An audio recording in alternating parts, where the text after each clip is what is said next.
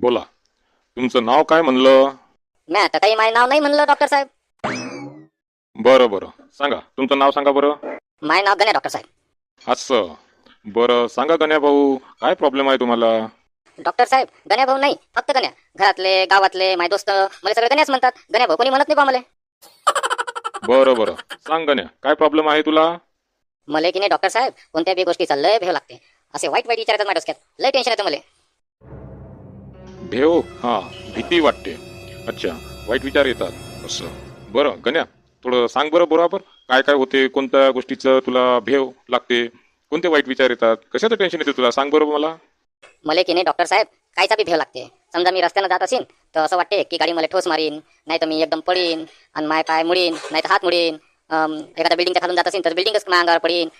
कधी बा मी नदीवर गेलो परसाकडे तर असं वाटते की बा मी असं परसाकडे करीन बसीन आणि पुरीन आणि मी वाहून जाईन बा.